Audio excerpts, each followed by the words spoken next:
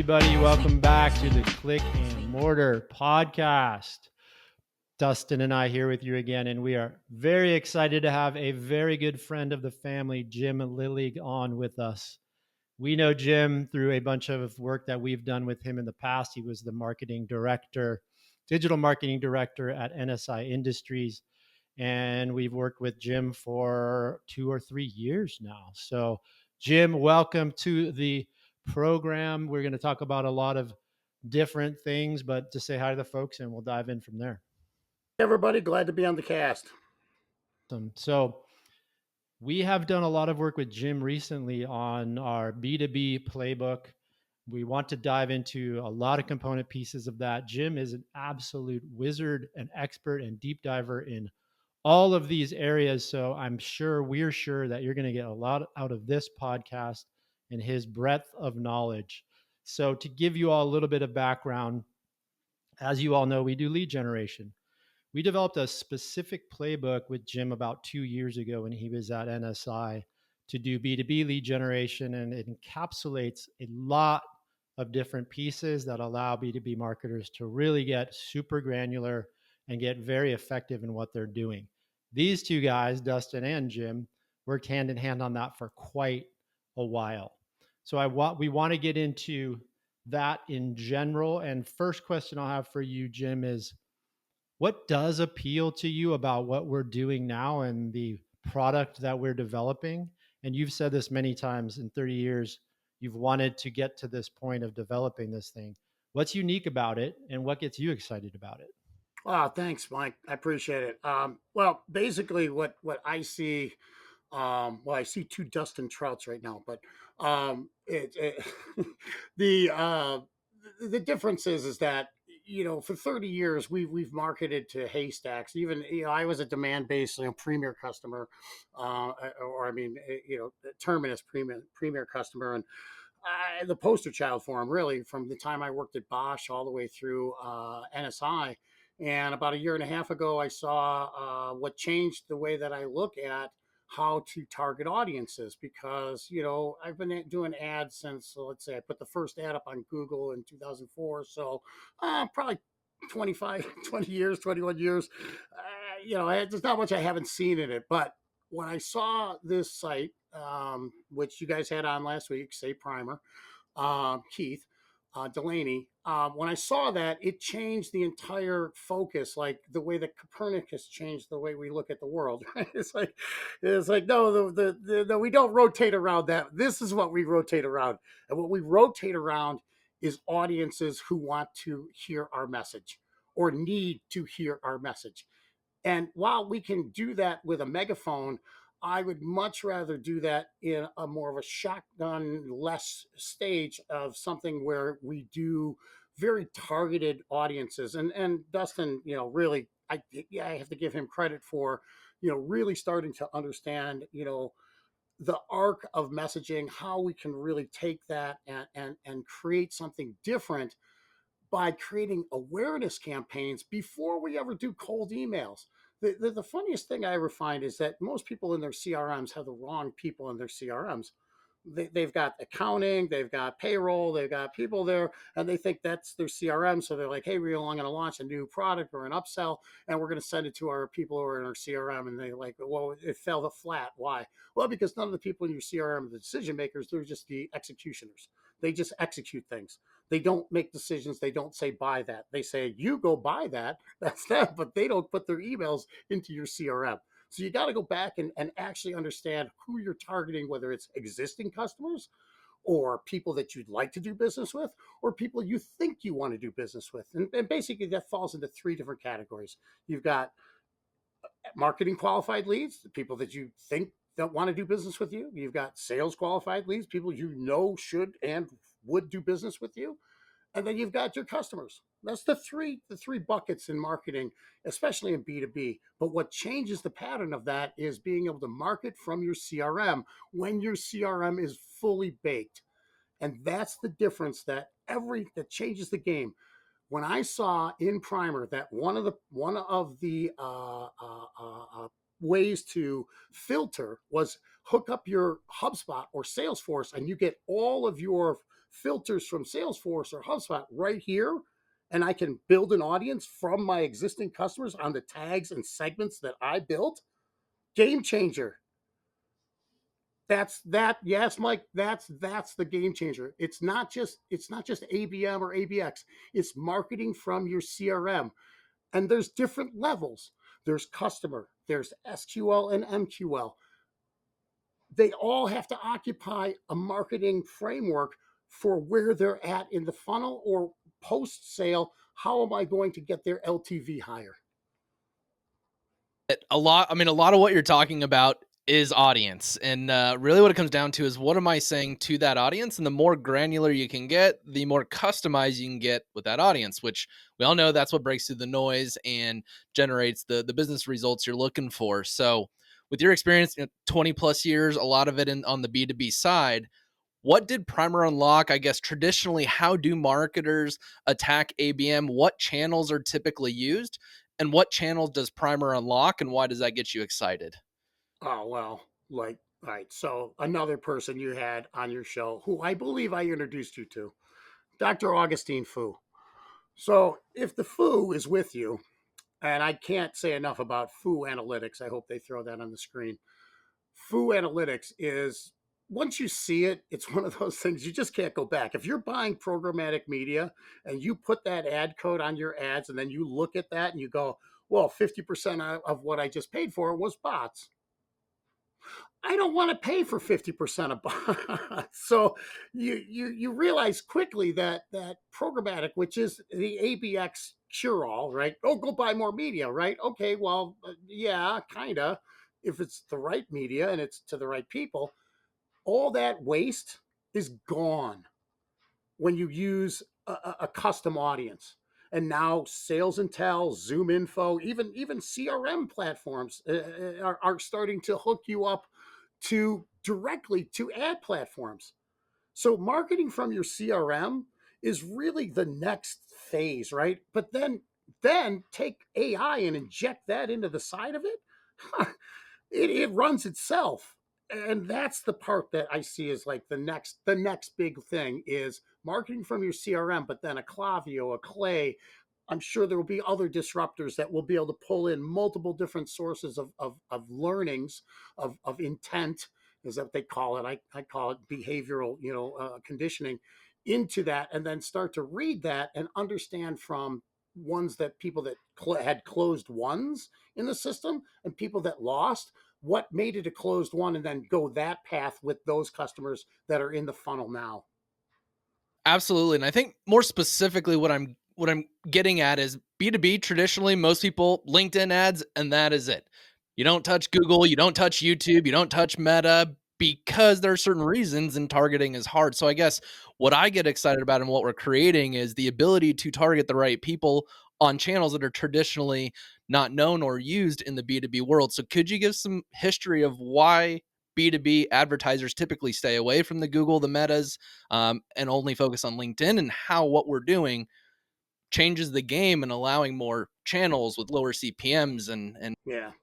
Well, 100%, 100%. Because look, your ad landscape, if you're only on LinkedIn, how much time is your prospect on LinkedIn in a day? If they're looking for a job, that's great, but they're not making decisions on on buying your stuff if they're looking for a job, right? So LinkedIn is a great support, and it's a great way to understand who's engaging if they're looking. And that's one thing. There's a hack that we use, running a LinkedIn campaign at the same time as you're hooked into other pieces to be able to see which companies and titles are engaging with your ads, whether clicking or have a number of impressions, but neglecting the other ad channels. Even spending $30 a day in Google Ads to support what you're doing is going to increase the amount of not only reach but impressions a day frequency to well beyond 8 or 11, which is probably the max that you want to show people on LinkedIn. But you can do that 15, 20 times on Google Ads, and it's going to show up all over the place wherever they are on, like mobile ads, that sort of stuff. You throw in geofencing in there, it's going to show up and even faster on CTV. You can have it show up on CTV if you've got the right creative. you're literally saying, okay, well, that's as good as I can do, and it's not. That is the problem with B2B marketing. They think that LinkedIn is the end all be all. It's really, I'll tell you what, LinkedIn is becoming less and less of a factor for B2B marketers when you talk about places like Medium, Reddit, some where people are actually reading things and absorbing information. Having an ad there means that they're engaged and they're probably going to see your brand better at that location. So that's why I think it's really short-sighted. Now, Meta, you got to understand that each platform also has its own story arc that you're going to want to follow. It's going to have its own, like when people are on LinkedIn or on Facebook and Instagram, they're not there usually doing research for work. They're usually there finding a recipe, seeing what their friends are doing, what have you. So if you come on with a very, heavy sales message in Meta, instead of like, hey, Bob really enjoyed this because look, he saved 2 hours on his electrical job. Now that could be a reel or a short, and people are going to watch that, and you get your little tiny branding at the end. That's using the platform as intended. It takes a little more effort, and it takes a little more thinking, and it takes some more strategy. But doing so gets you a 40% open rate when it's time to send those emails.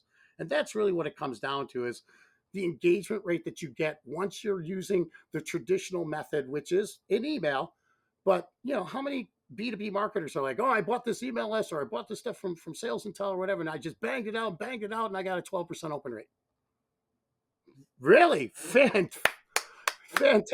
And then they're like, but if you'd ran $2,000 worth of advertising a month before you sent that email to the same people you're going to send that email to, either by using Sales Intel, Ads Intel, or Zoom Infos Intel, or Primer, and then going back buying those emails, you're going to get a 35 to 50% open rate on those, because it's, number one, it's not as many people, but the engagement is so much higher. Your click-through rate will be between 4 and 15%.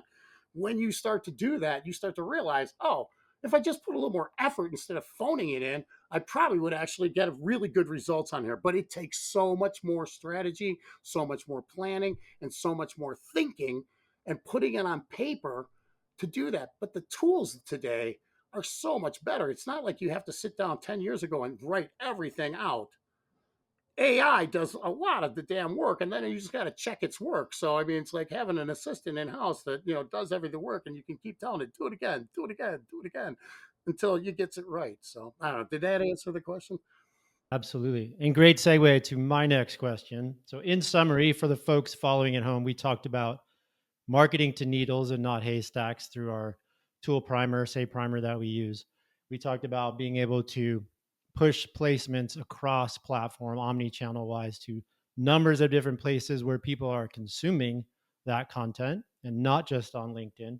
We also talked about getting the correct signals from Foo Analytics so you can optimize more effectively and seeing where spam's coming from. And Jim, you started to allude to it, and I assume you're talking more on the creative side, but I'd love to hear when you talk about AI being injected into the side, which I believe is how you put it.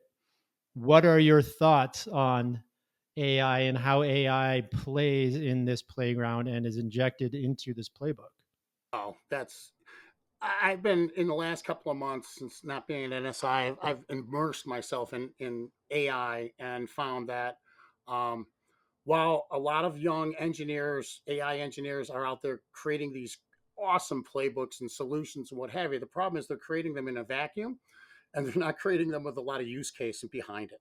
And so when I engage with them, they look at me and they go, the use cases, help us adapt what we're doing in AI to the use cases. We have all the cool tools. I have everything in the kitchen to make anything you want. I just have no idea how to make pancakes.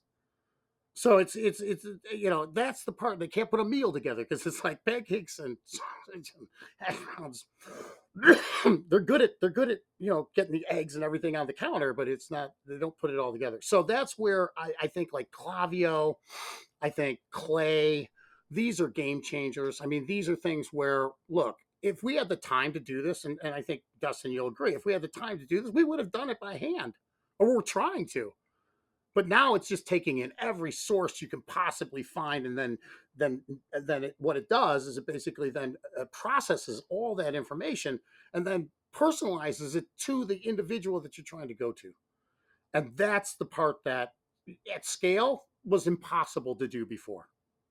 Impossible. And so that's those are the things that I like. I think for SaaS companies, for all you SaaSers that are in here, two resources I love are Sumble, Sumble, and Bebop.ai. If you're in SaaS and you don't know about these things, you really need to go check those two things out, because they will help you identify in market buyers faster than anything I've ever seen. And especially Bebop, if you learn how to prompt that, and as it gets better and bigger, a bigger database behind it as they get more and more funding, I think that is going to be a game changer for SAS and for all lead gen. It really is an incredible piece. Absolutely. I mean, it all boils down to ROI. There's all this personalization we would have loved to do, but taking 12 hours to do it, it's just not ROI positive. And that's what excites me about AI, is that it creates those efficiencies and allows you to do those crazy out of the box ideas in a way that is actually ROI positive, and that's what's extremely exciting. And we talked a bit about the audiences and what we're saying to them in the creative and using AI for personalization. We're big on the lead gen side of things. We brought up lead gen quite a bit. I appreciate where your head is always at when it comes to, well, how are we going to nurture these leads? How are we going to tell sales reps which ones to reach out to? So, would love your kind of 2 cents on the importance of a CRM, and more importantly, the importance of building it out right so that you have the lead scoring, you have automations that are, firing off based off of how they're engaging with the brand. So, would you love to spend some time and give the audience some of your brainwave on CRMs in general and the importance? Well, I can follow the classic LinkedIn post. I had this experience. I failed miserably, and then I failed again, and then I learned from that, and then I turned it around. So that's a great LinkedIn post formula for anybody that likes that. No, really, what it started when I was at Bosch. We had SAP, so they had bought Hybris. We brought them on to manage our sales force, which had never had any management in any formal way other than a bunch of spreadsheets that they put together on the central server, and that was their way of letting sales management know what they were doing. Wasn't particularly insightful, and so when we brought Hybris along, we unpacked it and thought, this is going to be great. They're going to use it, and 55% of the sales force quit in the first year. Yeah, that was not well received. So, I learned a lot of things. Like, you better make sure it's useful, really useful. Like, from the first second they look at it, they go, "Oh, wow! Why haven't you told me about this before?" That is the only sentence I want out of a salesperson when they open up a CRM for the first time. Because anything else, they'll never go back in. And so what I learned at NSI and Remke was that they handed me the well, somebody dumped the box of parts to the CRM on the floor, and then they said, "Jim, do you know how to make a bike out of that?" And I go, "Well, it's a cabinet, so let's try to make it a bike." Okay, so we did. And so we built it. And what we did is, along the way, is we created champions within the sales group, younger guys who are more open to, or women who are more open to the messaging from understanding that digital can help and is not, actually trying to take your money. And so that's a big part of what getting a CRM across the finish line and used by sales. It's a very delicate dance. I mean, you got to have sales has to be on board with it first, and if they're not telling their people that they either have to use it or prefer them to use it or would highly suggest that they use it, you're probably not going to get a whole lot of buy-in from anybody who's over the age of 45. And so, and I don't mean that as a blanket statement. I'm sure there are plenty over 45-year-olds who adopt CRMs every day. It's just the trend that I've seen is it really is a demarcation line. The ones that adopt it, if you give them the tools to use and you teach them literally holding their hands, they will use it. I have a very good friend of mine who's an SVP at Salesforce, and he says, "Jim, 95% of all of our customers do not use our product correctly." So there isn't any. So if you're a marketer and you have a CRM that people aren't using, it just means that you're like everybody else. The difference is there useful data in there? And that's where partnering with sales, understanding what's important to them, what they see as a qualified lead, and then being in alignment with them makes all the difference. That's the starting point. The end point is don't release anything until you've got stuff that people actually will act on, and then give them the tools to act on it. There's a lot. It's the tip of the iceberg. What they see is 5% of what has to happen for it to be useful to them. I You were getting down into a good rabbit hole there, which is not really technical, but I think could be useful because we find this problem quite often between marketing and sales departments, and miscommunication or lack of communication between those that some CRMs can handle and can help, right? And some of that's just a human thing. So, from a non technical, maybe, or even if it's technical or human perspective, since you've been in this world for quite a while now on the marketing side, what would you say, and this is off script a little bit, but what would you say are two or three helpful tips, tricks, tools, whatever for folks so that sales and marketing can communicate better and the engine can run more smoothly? It's kind of like if the gas intake valve is not working correctly, the engine can only get so much output, right? So, along those lines, can you give it from your experience some tips on that area? Like number one tip: segment, segment, segment. They say location, location, location. It's segment, segment, segment. If you don't know who they are, you can't market from your CRM. It's a vicious circle, right? It's the same thing with like product data. As a manufacturer, if you don't give great product data, you probably won't be doing well in your distributor search engines. Yeah. And if you don't do well in your distributor search engines, who's going to find you? Only people who know you. So it's the number one thing is segment, tag, however you want to call it. You need to make sure that you know these people by multiple different angles, like looking at somebody from 360 degrees, right? And then the other part is know who's in your CRM. I mean, like I said before, most CRMs are populated with people who they do business with, and that means the transactional people. That doesn't mean the people who make decisions. The CEO of the company is not in your CRM because the CEO doesn't pay any bills. So if your CRM, I would go first and say, who is in it? If I want to market from it, do I have those people? Then go out and buy the people from Sales Intel or Zoom if you need to. Go buy the titles, the chief marketing officer, CEO, get them in your database. If they're your customers, you should be able to do that. So now when you mail, you can say, I only want C level because you've tagged the CEO C level of this company to get this email to say we are putting a promotion on. Tell your sales managers. The sales managers get a different email, say, hey, your CEO is going to tell you that. Boom. Now you can talk to these people in a personalized manner, apply Clay and Clavio, and now you're starting to see the personalization pay off because you're marketing to people who know your business. And that's number one is know who's in your CRM. Number two, tag the crap out of them. So make sure you know everything about them, and then do A/B split testing and segmentation to find out, do these segments actually work well? Are they who we think they are? And then start to test them with messaging. I also say run awareness campaigns. People, like I said earlier in the call, if you're going to market from your CRM, don't rely on just one channel. Email only gets opened. I mean, it gets opened more than anything else. SMS. 99% of text messages get opened. Do they get engaged with? Yeah, about 75% of the time, people will click if it makes sense to them. So it's a way better channel for you to be in. And, same thing with ads.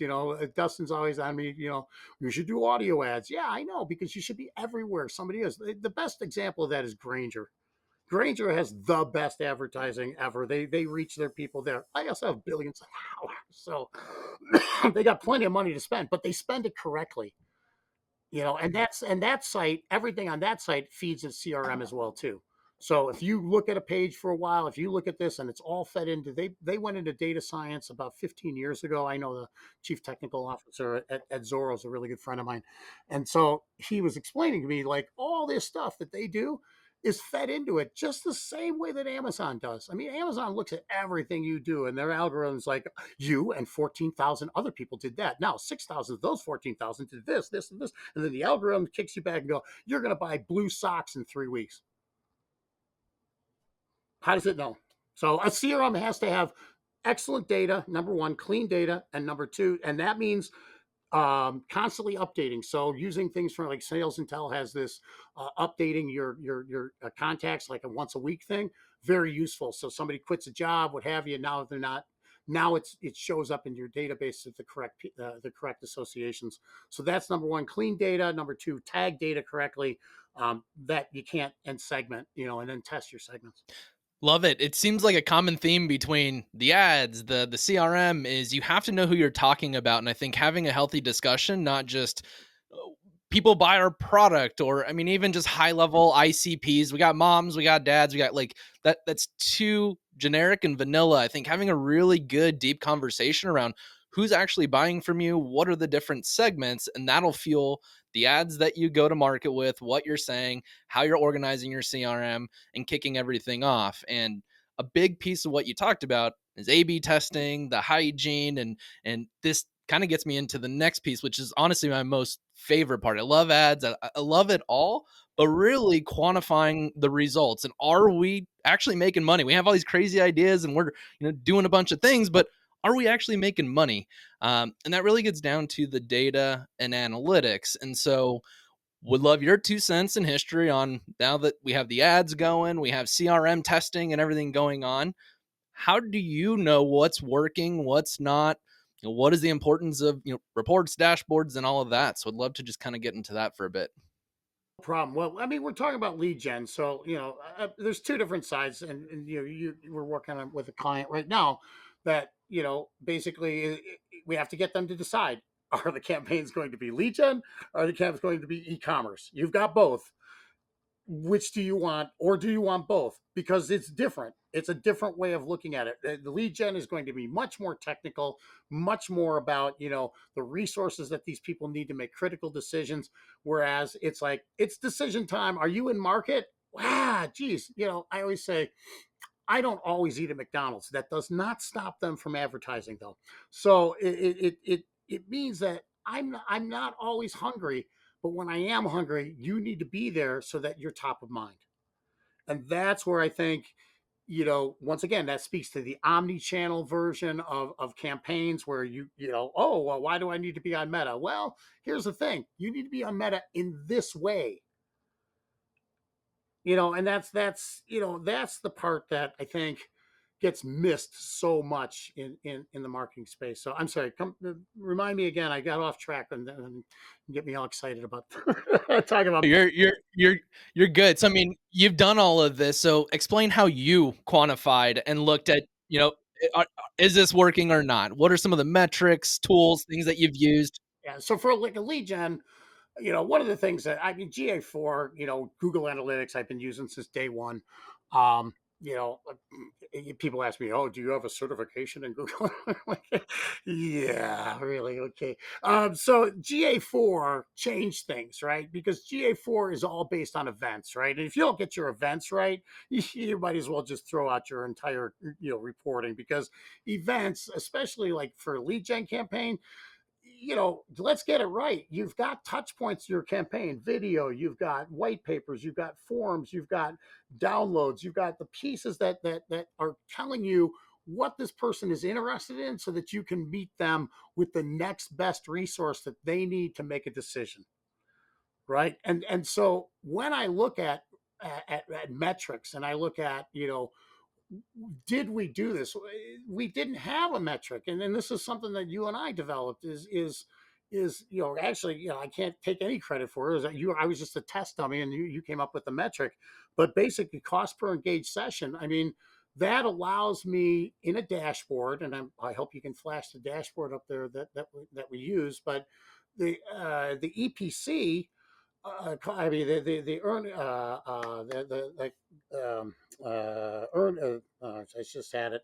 Um, that metric allowed us to then see that cost per engaged session allowed us to say, are we spending more or less than other campaigns to get this person to engage with us, whether that's a form fill, whether that's a series of, like, they stayed on the website for 15 minutes and looked at a minimum of 10 pages, different parameters, different events that we set up that can then be tied back to intent. Does that make sense? So that's really the metric I needed. And when we looked at, like, how things panned out, I couldn't, look, we were in electrical. Our category is miscellaneous electrical. It's the stuff that ends up on the floor of an electrician's truck. Trying to get people to fill out a form to get a sample of two nuts. I mean, I got a better chance of giving away, pencils, So the offers were terrible in most cases because sales was, like, not motivated to give away a pallet of nails, which then would have stuck out in somebody's head, like, a pallet of nails costs maybe $500, but if that sale goes through and they buy only your nails for the next 20 years, that's pretty decent ROI, right? That's many sales departments don't get that you need to have a killer offer in B2B to get somebody to fill out a form, right? I mean, engineers will go for step files, and there's all kinds of stuff you can do with that, on there. But the real people, when you're talking about B2B sales, who have to go through distribution and who are looking to buy in quantity for commodity, um, that's like I said, they're not going to fill out a form to get a box of nuts that is only going to work on like three things. So you got to get a right offer. Once you get the right offer, then it's the metrics are pretty simple. Clue, all the things in there: email, open rates, engagements. Start to see, how split testing headlines, subject lines, that sort of stuff, using dynamic text from pay per click to run back to a landing page that has the same term that they clicked on in the ad on the landing page. Has a great effect on pay per click. Just little stupid tricks like that you look at with it or without it.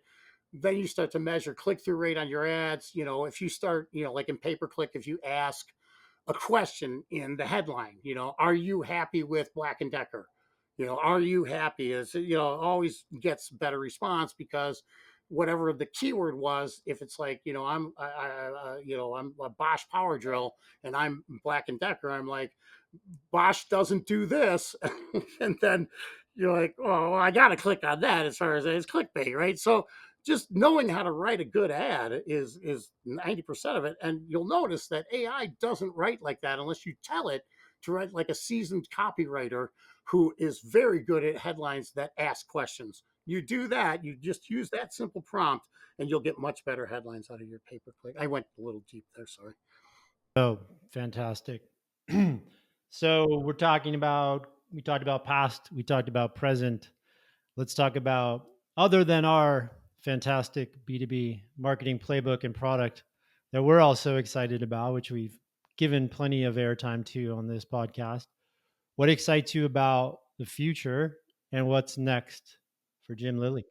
Well, for myself, I'm really into agentic processes. So I think that is the next level of digital marketing, is, using like Crew AI to create more blockchain type, like, experience or tracking. Um, so that, to me, immersing myself in that. You can't sit still in digital marketing. You have to adapt, you have to change, you have to literally learn almost every day. 15 to 20% of any professionals or practitioner in digital marketing, or marketing at all today, should be spent in learning, and literally, like, trying to invest yourself in what's next, because um, your competitor will, and you'll be out. You're not out, but you won't be moving it forward as fast as you possibly can. And so those are the parts that you really have to kind of keep in mind. Um, for me, I'm trying to, I'm doing some consulting work. The playbook has generated a lot of interest from companies, and it definitely, oh, there goes my dog. Um, Great interest from your dog as well. yeah, the dog's really going well. So as far as that's doing well, but there must be somebody at the door. No, for me, it's more about, I've got some. I had my own agency for a dozen years. I had hundreds of clients.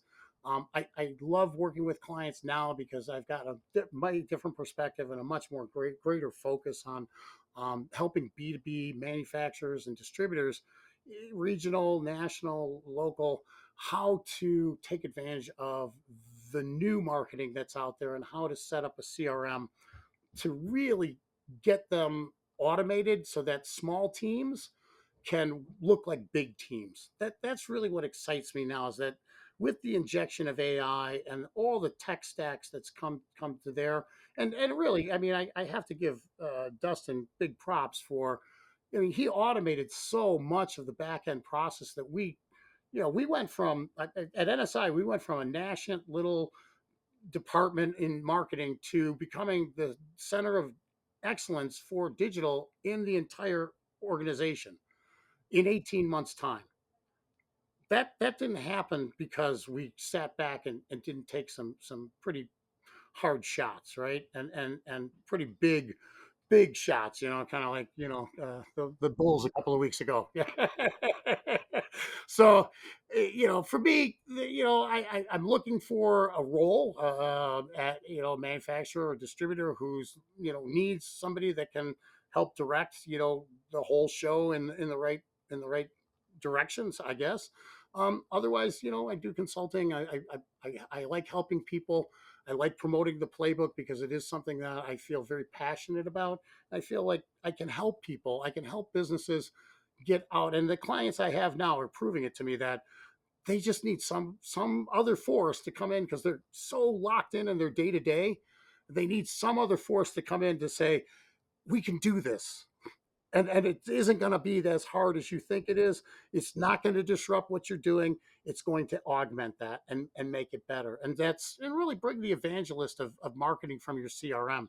I really think that is the next level. And for me, that's what I think is where I want to be, is kind of like your marketing from your CRM consultant. I guess that's me. I was going to put keywords about it.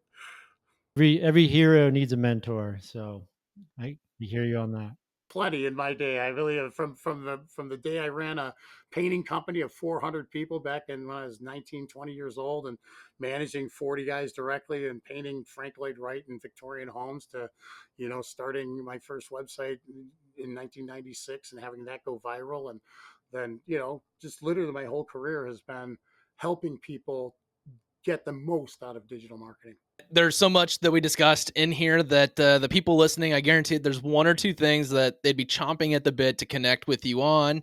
And, I'd say you're a horse of a different breed, because not only can you do the strategy, you could help with execution, make sure it's done right, and really be that guidance to really fuel growth. So those who want to connect with you, get in touch with you, have you be the force that helps them, 5-10x their business quickly, how would someone find you and get in contact with you? Best way to get in touch with me is through LinkedIn. So my LinkedIn profile is linkedin.com/in/Jim Lillig, Lillig, no N.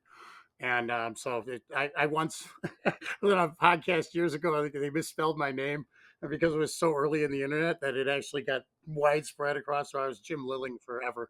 So it took me years to get rid of it as far as that. So, anyways, no, I love helping people, and if anybody out there found any value from what I'm talking about and wants to know more about how they can move, a small department faster without having to hire another headcount, or they don't have the ability to hire headcount but want to bring somebody in that can really corral stuff, that is something that I feel I can certainly help people with.